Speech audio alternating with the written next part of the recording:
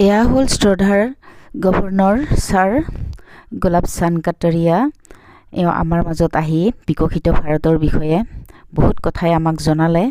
যিহেতু আমাৰ দেশখন বহুত আগবাঢ়ি যাবলৈ ওলাইছে, অতি কম সময়ৰ ভিতৰতে বহুত বিকশিত হ'ব আমাৰ দেশ। গতিকে তেওঁ বহুতখিনি আমাক বিকশিত ভাৰতৰ বিষয়ে জনালে। বিভিন্ন আঁচনিৰ জৰিয়তে উপকৃত হোৱা লোকসকলক তেওঁ পুৰস্কাৰ প্ৰদানো কৰিলে, চাৰ্টিফিকেট দিয়া হ'ল।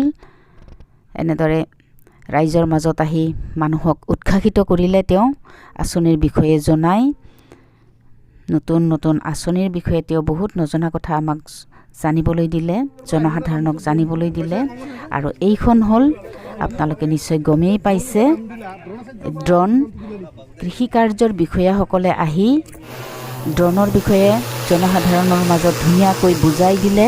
উন্নত দেশসমূহে কেনেদৰে ড্ৰোনৰ সহায়ত কৃষি কাৰ্যত ব্যৱহাৰ কৰে, সাৰ পানী তেওঁলোকে প্ৰয়োগ কৰে, ধুনীয়াকৈ দেখুৱাই দিলে। আমাৰ জনসাধাৰণক কৃষি বিভাগৰ বিষয়া বাইদেউসকলে আহি ধুনীয়াকৈ বুজাইও দিলে আৰু প্ৰেক্টিকেলি তেওঁলোকে দেখুৱাইও দিলে অতি কম সময়ৰ ভিতৰত কেনেদৰে সাৰ পানী প্ৰয়োগ কৰিব পাৰে খেতি পথাৰত। এয়া ড্ৰোনখন উৰি আছে আৰু পানী দি পেলাই জনসাধাৰণক দেখুৱাইছে। এনেদৰে স্প্ৰে কৰি আছে ওপৰৰ পৰা, অতি কম সময়ৰ ভিতৰত কেনেদৰে কৃষি কাৰ্যত ব্যৱহাৰ কৰিব পাৰি তেওঁলোকে দেখুৱালে আমাক ধুনীয়াকৈ। হয়তো অতি কম সময়ৰ ভিতৰত আমাৰ মাজলৈও আহিব আৰু আমাৰ দেশখন যাতে কৃষি ক্ষেত্ৰত আগবাঢ়ি যাব পাৰে তাৰে উৎসাহিত কৰা হ'ল কৃষকসকলক। এয়া দেখিছেনে, এনেদৰে ড্ৰোনখন দেখুওৱা হৈছে। ইয়াত পানী স্প্ৰে কৰি দেখুওৱা হৈছে, কিন্তু ইয়াত ঔষধ আৰু পানী, সাৰ পানী এনেদৰে খেতি পথাৰত উন্নত দেশসমূহে অতি কম সময়ৰ ভিতৰত প্ৰয়োগ কৰে। কিন্তু আমাৰ মাজত এতিয়া উপলব্ধ হোৱা নাই, যিহেতু ড্ৰোনৰ বহুত দাম হয়। গতিকে এতিয়া চাগে অতি কম সময়ৰ ভিতৰত আমাৰ মাজলৈ এই ড্ৰোনখন আহিব আৰু কৃষি কাৰ্যত বহুত উপকৃত হ'ব, আমাৰ কৃষক ৰাইজ উপকৃত হ'ব ইয়াৰ জৰিয়তে। গতিকে বিকশিত ভাৰতৰ জৰিয়তে এইবোৰ আমাক দেখুওৱা হৈছে জনসাধাৰণৰ মাজত।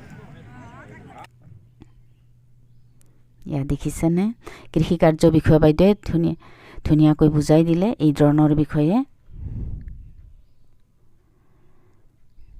এই ৰাইজসমূহৰ মাজত ধুনীয়াকৈ বিকশিত ভাৰতৰ বিষয়ে দেখুওৱা হৈছে আৰু এনেদৰে নৃত্য প্ৰদৰ্শনো কৰা হৈছে।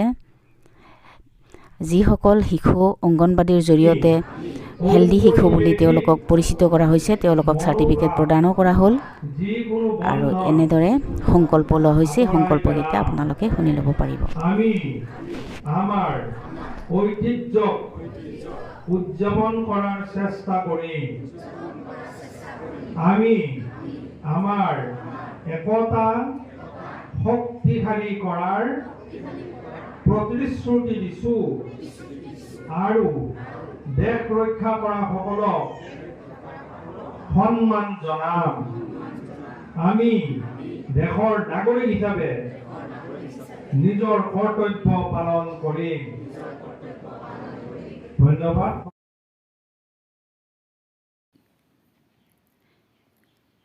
এয়া সাংসদ বাইদেউ আহি আমাৰ মাজত উপস্থিত হৈছিলে। তেওঁ বহুত ধুনীয়াকৈ আমাক নজনা কথা বহুত জনালে আঁচনিৰ বিষয়ে। ভিডিঅ'টো চোৱাৰ বাবে বহুত বহুত ধন্যবাদ। পুনৰ লগ পাম আন এটি নতুন ভিডিঅ'ৰ সৈতে। আজিলৈ আহিছোঁ, ধন্যবাদ।